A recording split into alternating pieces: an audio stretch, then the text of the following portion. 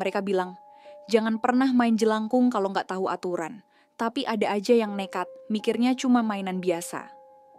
Sampai akhirnya sesuatu yang nggak terlihat mulai datang dan mereka nggak bisa lari dari mimpi buruknya sendiri. Ini bukan cerita bohongan. Ini kejadian nyata yang mengubah hidup seseorang selamanya. Dan kalau kamu masih berpikir jelangkung itu cuma permainan, tunggu sampai kamu dengar apa yang terjadi setelah ritual itu selesai. Malam itu, langit mendung tanpa bintang.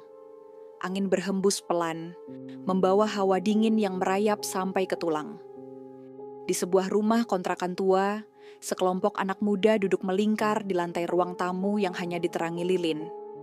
Mereka tertawa-tawa, menganggap malam itu sebagai ajang uji nyali. Seriusan nih, kita beneran mau main jelangkung? Tanya Dika. Ragu. Raka, yang paling berani di antara mereka, hanya menyeringai. Santai aja, ini cuma permainan. Lagian, lu gak mau kan dibilang pengecut? Seketika, suasana jadi hening. Kata pengecut seolah menjadi pemicu bagi yang lain untuk tetap bertahan. Mereka akhirnya mulai menggambar lingkaran di lantai dengan kapur, lalu menancapkan boneka kayu di tengahnya. Sebuah baskom berisi air diletakkan di dekat boneka, seperti yang diajarkan di tutorial yang mereka tonton sebelumnya. Raka memimpin ritual, menggumamkan mantra yang terbaca dari layar ponselnya. Jelangkung, jelangkung, datang tak dijemput, pulang tak diantar. Suara itu berulang-ulang mereka lantunkan. Awalnya tak ada yang terjadi. Mereka saling berpandangan dan hampir tertawa, karena merasa ini hanya omong kosong. Tapi tiba-tiba, lilin yang menerangi ruangan berkedip-kedip, lalu padam seketika. Mereka semua terdiam, detak jantung terasa lebih kencang. Angin kali, bisik Andin, berusaha menenangkan diri. Namun, sebelum mereka sempat menyalakan lilin kembali, suara ketukan pelan terdengar dari pintu. 1, 2, 3 kali. Padahal mereka tahu betul, rumah itu berada di ujung gang dan tidak ada siapa-siapa di luar. Siapa yang iseng? Tanya Dika. Menelan ludah. Tak ada yang menjawab, tak ada yang bergerak. Suasana semakin mencekam. Tiba-tiba, boneka kayu di tengah lingkaran bergoyang pelan. Semua mata tertuju padanya. Oke, ini mulai nggak lucu, bisik Andin dengan suara bergetar. Raka, yang sejak awal terlihat paling berani, kini mulai merasa ada yang salah. Ia ingin menyudahi permainan, tapi entah kenapa, tangannya terasa berat. Seolah ada sesuatu yang menahannya untuk tidak bergerak. Ketukan di pintu semakin keras. Kini bukan hanya 3 kali, tapi terus-menerus semakin cepat, semakin kuat. Seakan ada sesuatu di luar sana yang benar-benar ingin masuk. Dan saat itu juga, sesuatu berbisik di telinga mereka. Boleh aku ikut bermain? Suara itu begitu jelas. Bukan berasal dari salah satu dari mereka. Lebih parahnya lagi, suara itu terasa sangat dekat, seakan ada yang membisikkan langsung ke telinga mereka.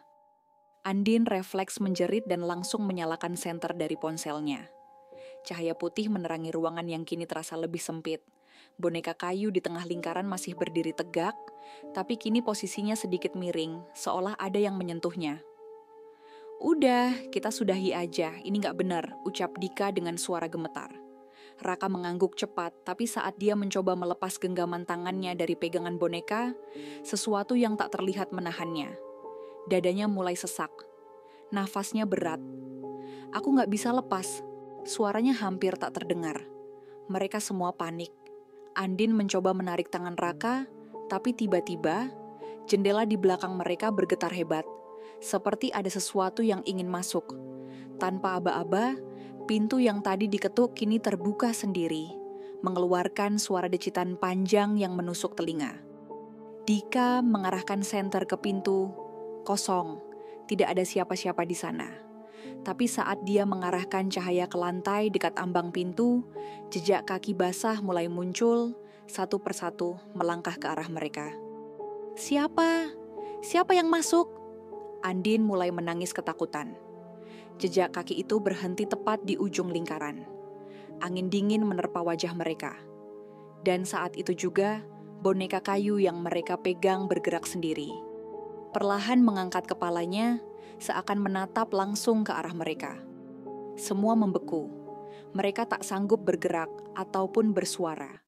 Mata mereka terpaku pada boneka kayu yang perlahan miring ke samping, lalu kembali tegak sendiri. Kita harus akhiri sekarang juga. Suara Raka tercekat, tapi dia tetap berusaha menggerakkan tangannya. Andin dengan cepat mengambil ponsel dan mencari cara untuk menutup permainan.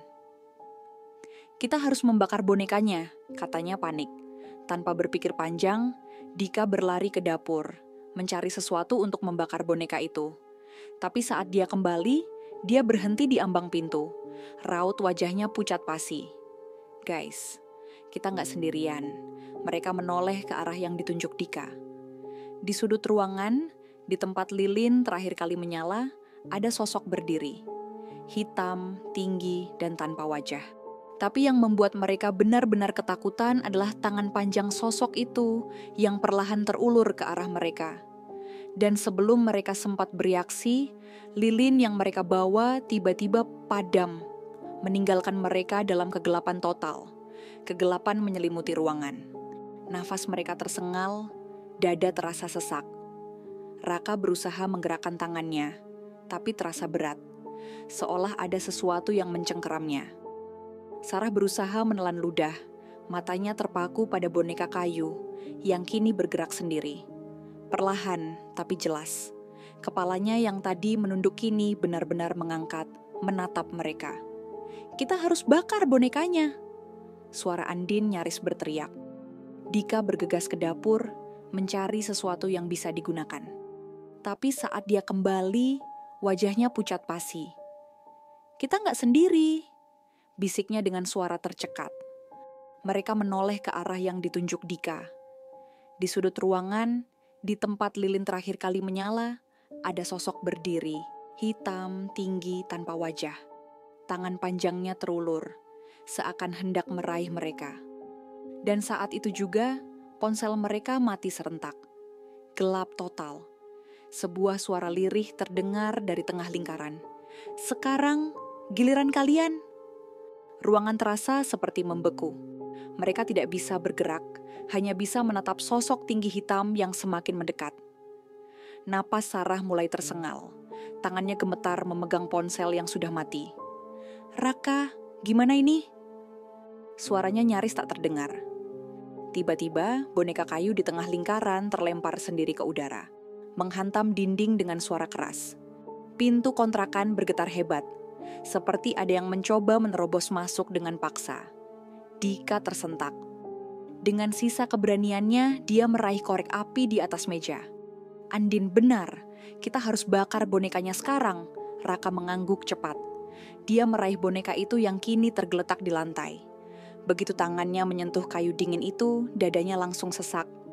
Seperti ada sesuatu yang masuk ke tubuhnya. Aarg! Raka menjerit. Tubuhnya gemetar hebat. Sarah menjerit panik. Lepasin! Raka! Lepaskan! Tapi Raka tidak bisa. Jari-jarinya mencengkeram boneka itu erat, sementara matanya perlahan berubah gelap. Wajahnya tegang, tubuhnya mulai bergetar. Andin buru-buru meraih tangan Raka, mencoba menarik boneka itu. Dika, cepat nyalakan apinya! Dika dengan tangan gemetar menyalakan korek api. Api kecil itu berkedip di ujung batang kayu.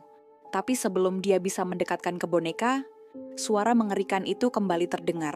Lebih dekat, lebih dalam. Kalian sudah terikat. Saat itu juga, lampu ruangan menyala sendiri, menerangi sosok mengerikan yang berdiri tepat di belakang mereka. Mata mereka terbelalak. Sosok tinggi itu kini terlihat jelas di bawah cahaya lampu yang berkedip-kedip. Wajahnya kosong. Hanya hitam pekat tanpa mata, hidung atau mulut. Tangannya yang panjang terangkat, mengarah ke Raka yang masih menggenggam boneka kayu itu. Andin menjerit, Raka, lempar bonekanya, cepat! Tapi tubuh Raka seperti membatu. Matanya semakin gelap, nafasnya tersengal. Sosok itu semakin mendekat, langkahnya lambat tapi pasti. Udara di dalam ruangan berubah menjadi berat, menekan dada mereka. Dika nekat melompat ke arah Raka, mencoba merebut boneka dari tangannya. Tapi begitu dia menyentuhnya, rasa dingin yang menusuk langsung menjalar ke seluruh tubuhnya. Tangannya mati rasa, kakinya gemetar. "Dika, lepasin!" Sarah menariknya kembali, wajahnya penuh ketakutan. Namun terlambat. Suara tawa lirih menggema di ruangan. Pelan tapi mengerikan. Boneka kayu itu kini bergerak sendiri di tangan Raka. Jemarinya yang kecil mulai mencengkeram balik. "Kalian tak akan bisa pergi." Suara berat itu berbisik di telinga mereka. Tiba-tiba, lampu kembali padam. Dan dalam kegelapan, sesuatu menyentuh pundak mereka. Ruangan terasa semakin mencekam. Dada mereka sesak, seolah udara di sekeliling menghilang. Raka masih diam, tubuhnya kaku seperti patung. Sementara boneka kayu itu mencengkeram tangannya lebih erat. Andin menggigit bibir, matanya berkaca-kaca. "Raka, bangun! Lawan!" Namun Raka hanya tersenyum. Tapi senyum itu bukan miliknya. Dika menelan ludah, tangannya meraba-raba ke dalam saku, mencari sesuatu. "Kita harus keluar dari sini." Sebelum ada yang sempat bergerak, suara pintu terbuka dengan keras. Angin dingin berhembus masuk, membawa aroma busuk yang menusuk hidung. Di ambang pintu, sosok hitam itu berdiri lebih dekat, wajahnya mulai berubah, menyerupai Raka. Sarah menjerit. "Kita harus lari sekarang juga." Tapi Raka atau siapapun yang ada di dalam tubuhnya hanya tertawa kecil, tidak ada yang bisa pergi. Pintu yang terbuka perlahan tertutup sendiri dengan suara mengerikan. Angin dingin semakin kencang, membuat lilin yang masih menyala berkedip-kedip liar.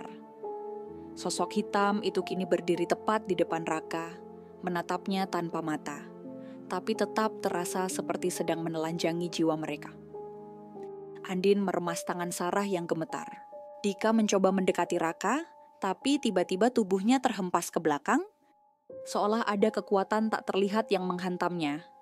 Dia terbatuk, dadanya nyeri. "Kita nggak bisa terus di sini."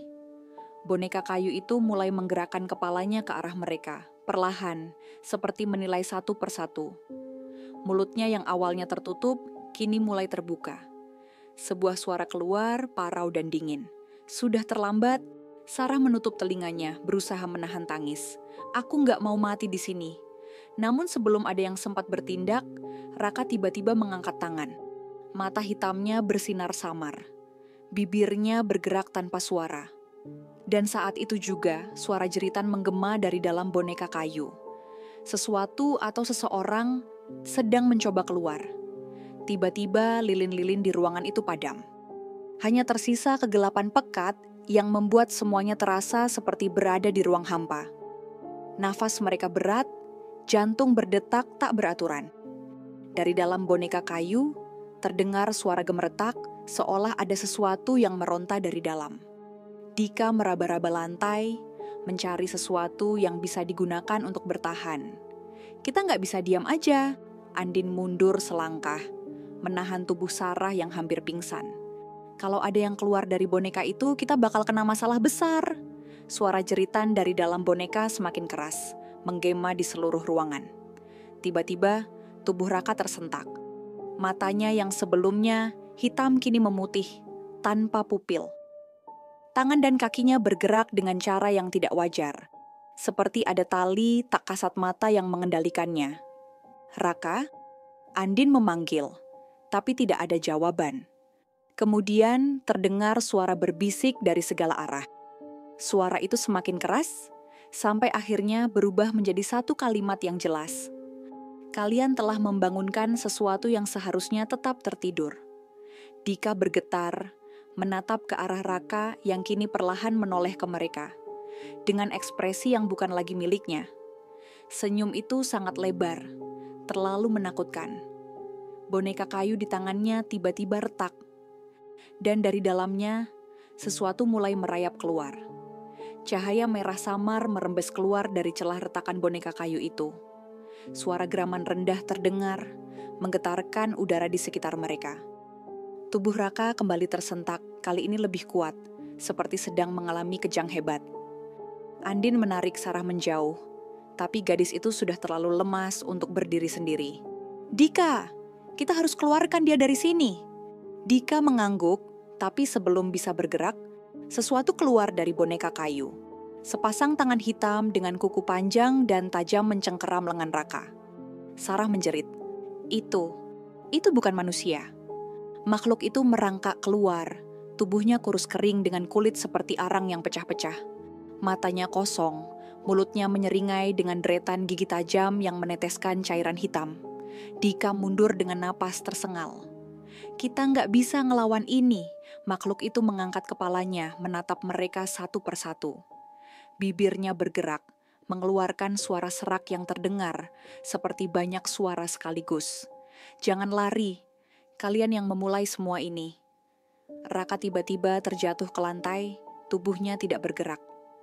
Boneka kayu di sampingnya telah hancur berkeping-keping, tapi sekarang sesuatu yang lebih mengerikan telah menggantikannya.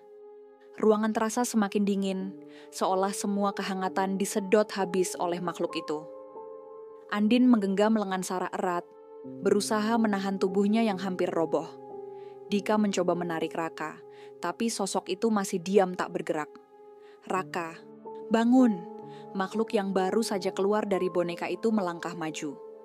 Setiap jejak yang ditinggalkannya menghitam, seolah membakar lantai kayu di bawahnya. "Kalian mengundangku," suaranya berlapis, bergema di setiap sudut ruangan. "Sekarang aku akan tinggal." Andin menggigit bibirnya, lalu berbisik, "Kita harus lakukan sesuatu." Sebelum semuanya terlambat, tiba-tiba mata Raka terbuka. Tapi kali ini bukan sekedar putih pucat. Kedua bola matanya kini bersinar merah, penuh amarah. Dan saat itu juga, lampu-lampu di ruangan pecah bersamaan. Jeritan Sarah menggema di dalam ruangan, bercampur dengan suara gemertak yang keluar dari tubuh Raka. Tangannya melipat ke arah yang tidak semestinya. Tulang-tulangnya seolah bergeser di bawah kulitnya. Andin mundur, napasnya memburu. "Dika, kita harus pergi sekarang juga." Dika berusaha menarik Raka, tapi tubuh temannya itu terasa begitu dingin, hampir seperti es. "Raka, bangun! Jangan biarkan dia menguasaimu." Tiba-tiba, makhluk hitam itu bergerak cepat. Dalam sekejap, ia sudah berdiri di belakang Dika, membisikkan sesuatu di telinganya. Terlambat, Dika berteriak, merasakan sesuatu yang panas merayap di tubuhnya. Dia terhuyung mundur, memegang kepalanya yang terasa seperti terbakar dari dalam. Sarah menangis ketakutan. "Andin, kita nggak bisa lawan ini." Namun sebelum Andin bisa menjawab, Raka mengangkat tangannya, dan seketika ruangan dipenuhi dengan suara dentuman keras. Angin kencang berputar liar, menghantam dinding dan memecahkan jendela. Kemudian sesuatu muncul di belakang Raka. Sesosok bayangan besar dengan mata menyala merah, melayang di udara dengan tatapan penuh kebencian. "Kalian semua milikku sekarang." Lampu terakhir di ruangan itu meledak, meninggalkan mereka dalam kegelapan total. Ruangan mendadak sunyi. Hanya suara napas ketakutan yang tersisa. Sarah memegang tangan Andin erat-erat. Matanya menatap sosok menyeramkan yang berdiri di ambang pintu. Raka atau makhluk yang menguasai tubuhnya melangkah maju. Tubuhnya bergerak aneh, seperti ada sesuatu yang berusaha keluar dari dalam dirinya. Dika mencoba menarik Andin dan Sarah mundur. "Kita harus keluar dari sini sebelum semuanya terlambat." Tapi sebelum mereka bisa bergerak lebih jauh, Raka mengangkat tangannya. Seketika, pintu di belakang mereka tertutup dengan keras, seolah ada kekuatan tak terlihat yang menguncinya. Tidak ada yang bisa keluar, suara Raka terdengar berlapis, seperti dua orang berbicara dalam satu tubuh. Andin mencoba tetap tenang, meskipun tubuhnya gemetar. "Raka, kalau kamu masih bisa dengar, lawan dia, ini bukan kamu." Mata Raka membelalak, lalu tertawa kecil. "Sudah terlambat, aku bukan Raka lagi." Dika merogoh kantongnya dan mengeluarkan sebungkus garam. Tanpa pikir panjang, dia melemparkannya ke arah Raka. Raka langsung berteriak kesakitan. Asap hitam keluar dari tubuhnya, dan untuk sesaat, wajahnya kembali seperti semula. "Tolong," Raka berbisik, sebelum bayangan hitam itu kembali merayap ke dalam tubuhnya. Sarah menjerit, air matanya mulai mengalir deras. Kita nggak bisa tinggal di sini lebih lama. Dika mengangguk, mengambil segenggam garam lagi. Kita harus cari cara buat keluar. Sekarang, tapi sebelum mereka bisa bergerak, suara berat menggema di seluruh ruangan. Tidak ada yang bisa lari dariku. Bayangan hitam itu semakin jelas, tubuhnya perlahan melebur dengan Raka. Sorot matanya kosong, tetapi bibirnya terus menyeringai lebar. Dika menarik Andin dan Sarah ke belakang. Kita harus lakukan sesuatu, kalau enggak kita semua bakal habis. Sarah menggigil, tubuhnya terasa lemas. Tapi gimana caranya? Dia terlalu kuat. Raka melangkah maju, atau lebih tepatnya, sosok yang kini mengendalikan tubuhnya. Kalian sudah sejauh ini, kenapa harus takut? Bukankah kalian yang memanggilku? Suara itu menggelegar, memenuhi ruangan. Andin menggigit bibir, lalu menatap Dika. Kita harus lawan dia, tadi garam bisa menyakitinya, berarti kita masih punya harapan. Dika merogoh kantongnya lagi, hanya tersisa sedikit garam. Ini nggak cukup, kita butuh sesuatu yang lebih kuat. Sarah teringat sesuatu. Buku itu, kan ada ritual buat mengusirnya. Andin mengangguk cepat. Di mana bukunya? Sarah menunjuk sudut ruangan. Di mana buku tua itu tergeletak. Tapi ada satu masalah besar. Buku itu ada di dekat Raka. Dika mengencangkan rahangnya. Aku yang ambil. Kalian harus alihkan perhatiannya. Andin ragu. Tapi, percaya sama aku, potong Dika cepat. Andin mengangguk, lalu menatap Sarah. Mereka berdua harus melakukan sesuatu untuk mengalihkan perhatian makhluk itu. Sarah menarik napas dalam-dalam, lalu berteriak sekuat tenaga. Hei, dasar penakut! Apa cuma itu kemampuanmu? Raka menoleh cepat, matanya menyala merah. Berani sekali kau. Sementara itu Dika merayap perlahan menuju buku. Tangannya gemetar, tapi dia tak punya pilihan lain.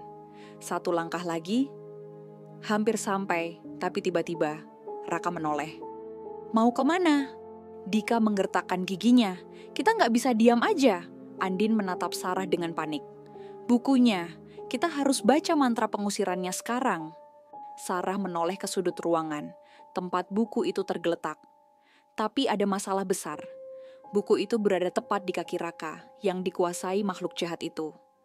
Raka menoleh dengan gerakan kaku, menatap mereka dengan mata kosong. Bukunya, oh yang ini.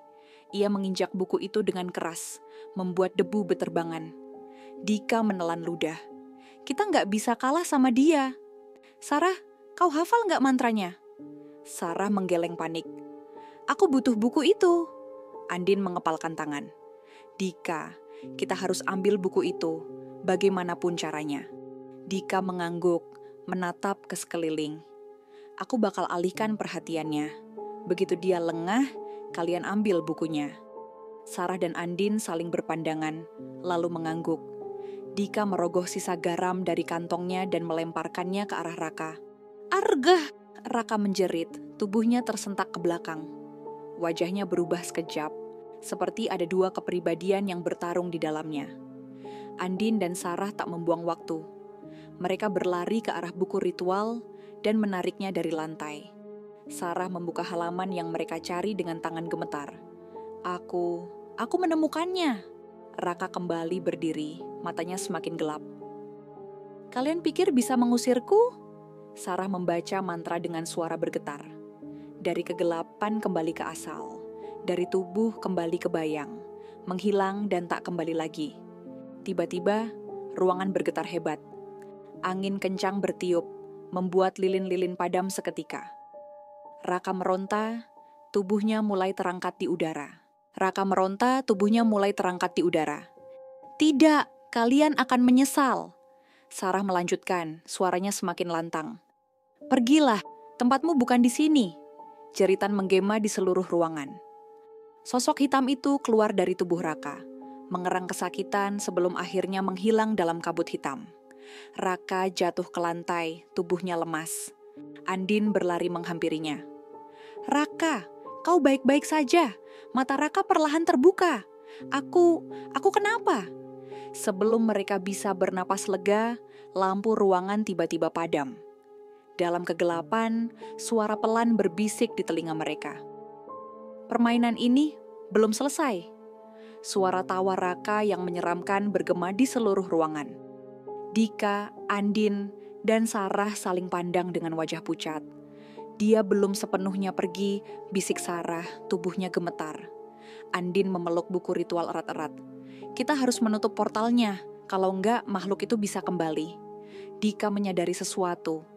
Portalnya, lilin-lilin itu, kita harus memadamkannya, Sarah mengangguk cepat. Aku tahu cara menghentikannya. Ia membalik halaman buku dengan cepat, mencari ritual penutupan. Namun sebelum ia bisa membaca lebih jauh, Raka atau sosok di dalam dirinya menggeram marah. Kalian pikir bisa mengalahkanku? Dengan satu gerakan tangan, ia menghempaskan mereka bertiga ke dinding. Andin berteriak kesakitan, Sarah jatuh tersungkur, dan Dika terbatuk hebat. Kita nggak bisa biarin dia menang. Dika memaksa tubuhnya bangkit. Ia meraih garam terakhir yang tersisa dan menggenggamnya erat. Kita harus putusin hubungan dia dengan dunia ini. Sarah membuka buku dengan tangan gemetar dan mulai membaca mantra penutupan. Suaranya lirih, tetapi semakin lama semakin lantang. Sementara itu, Andin berusaha meraih lilin yang masih menyala di sekeliling ruangan. Dengan cepat, ia meniup satu persatu, meskipun tubuhnya terus gemetar ketakutan. Tiba-tiba, tubuh Raka kejang hebat. Ia berteriak kesakitan, matanya melotot penuh amarah. Berhenti!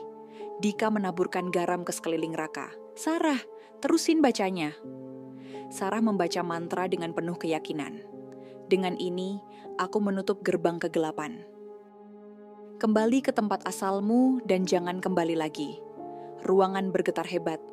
Angin berhembus kencang, menerbangkan benda-benda di sekitar. Lilin terakhir padam. Jeritan melengking memenuhi ruangan. Sosok hitam itu terlempar keluar dari tubuh Raka, berputar-putar dalam pusaran gelap sebelum akhirnya menghilang. Raka jatuh terkulai di lantai, napasnya terengah-engah. Andin mendekatinya dengan wajah khawatir. Raka, kau dengar aku? Raka membuka matanya perlahan. Aku di mana? Sarah dan Dika saling berpandangan. Tubuh mereka masih gemetar. Namun sebelum mereka bisa merasa lega, sebuah suara berbisik pelan dari sudut ruangan. Permainan ini belum benar-benar selesai. Ruangan terasa begitu sunyi setelah jeritan panjang tadi. Raka masih terbaring di lantai, tubuhnya gemetar. Matanya menatap kosong ke langit-langit. Sarah, Andin, dan Dika masih terengah-engah. Mereka belum berani mendekat. Aroma sangit tercium di udara, seperti sesuatu yang terbakar. Sarah akhirnya memberanikan diri merangkak mendekati Raka. Raka, kamu dengar aku? Raka berkedip sekali, lalu mengambil napas panjang. Aku di sini, aku sendiri. Dika langsung menarik Andin ke samping Raka. Kita harus keluar dari sini sebelum sesuatu yang lain terjadi. Andin menatap buku ritual di tangannya yang kini sudah terbakar setengah. Tapi bagaimana kalau permainan ini belum benar-benar selesai? Sarah menelan ludah. Kita sudah nutup kan? Lilinnya padam, mantranya udah selesai dan suara ketukan pelan terdengar di pintu ruangan. 3 kali, lalu hening. Mereka semua saling berpandangan. Tidak ada yang berani bergerak. Lalu ketukan itu terdengar lagi, lebih keras. Dika menggeleng cepat. Enggak, ini enggak mungkin. Kita udah beresin semuanya. Raka, yang tadi masih lemas, tiba-tiba terduduk tegak. Wajahnya kosong, matanya membelalak. Dia belum pergi. Suaranya terdengar datar, bukan seperti suaranya sendiri. Sarah menutup mulutnya, menahan napas. Ketukan itu berubah menjadi gedoran keras.